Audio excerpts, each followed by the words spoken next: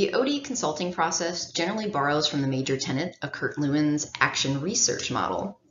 So in the stages of OD, entry is the first step in the consulting process, and it consists of the first contact with the client before the formal contracting process has begun.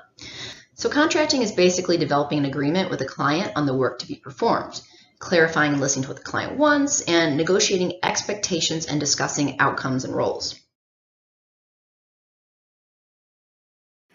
Vision, purpose, values, strategy, empowerment, and engagement all have their own separate standalone meanings, right? But these 6 concepts are often so intertwined as well as interchangeable that even Rayner said in Gill that to speak of one is to invoke them all. Let me paint a different picture. Imagine if organizations were a science, where organizational structure represented the bones and joints, organizational design represented the muscles and tissues, and organizational development represented the nervous system. Meaning these complex functions, while separate, are also interdependent upon one another. As such, these organizational dynamics, design, structure, and development, are also supported by an open systems perspective, which means that changing one part often has implications for other parts of the organization. Therefore, successful leaders ensure that organizational changes do not disrupt the alignment of organizational dynamics. Due to the skyrocketing market trend of globalization, for organizations to remain competitive, they need to be both adaptive and collaborative. This is also the reality of evolutionary biology, as living elements must be able to adapt to their changing environment, or just like these animals, if they did not, they would perish. If the external environment, open systems, requires flexibility and responsiveness, then the culture should encourage adaptability. In fact, and according to research, organizations with a strong culture are at almost 100% success rate.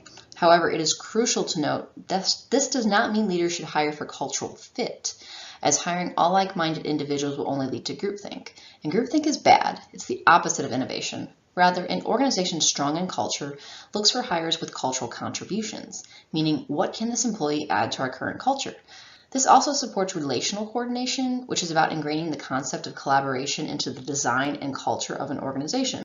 Force connections is a tool that deliberately engages our brain to create new ideas by making associations between unrelated concepts to the project at hand, by using random objects or other senses or modalities to generate ideas, whereas boundary objects can relate to the project at hand.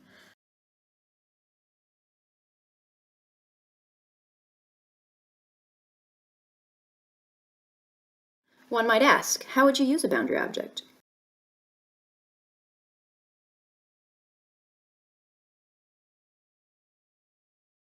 Well, if I were to simply describe the characteristics of this picture, that would account for an appropriate response of a boundary object. Although, while that may get the conversation moving, it does not create anything novel. Therefore, to achieve a novel response, it's better to encourage unusual responses, free from judgment. For example, I asked a couple of SLU residents studying neurology to tap into some of their divergent thinking skills to describe this picture of a brain and how it made them feel. One resident stated that the picture represents the duality of self, as on the left side it represents his doctoring work self, and on the right side represents his fabulous gay self.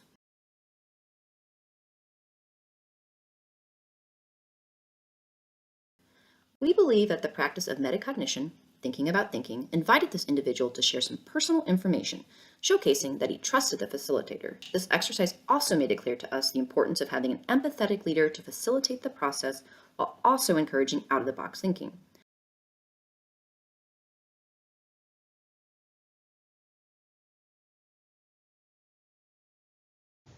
The key role of a facilitator is to help the client accomplish their own goals while serving as a non-vested neutral third party. Facilitators are used to create a climate of psychological safety as they foster a cooperative dialogue for group members in which they can problem solve together to bring about desired changes. As change evolves and interdependence increases, expect an uptick in conflict, as organizations are inherently political entities. Organizational politics is largely about navigating the waters on behalf of your team because a leader's responsibility is to remove any barriers that may prevent their staff from achieving success. Therefore, leaders need to think strategically in how they build relationships with others, as power is not all about hierarchy. Rather, power is more indicative of the competencies established from our interactions with others. By modeling a mutual learning approach as a facilitative leader, you increase your credibility with groups and you help your organization to see what is possible using this approach. Using the mutual learning approach, you do not hide your concerns. Rather, you make them part of the conversation when it's relevant. Swartz indicated that at the heart of being a change agent is modeling the way.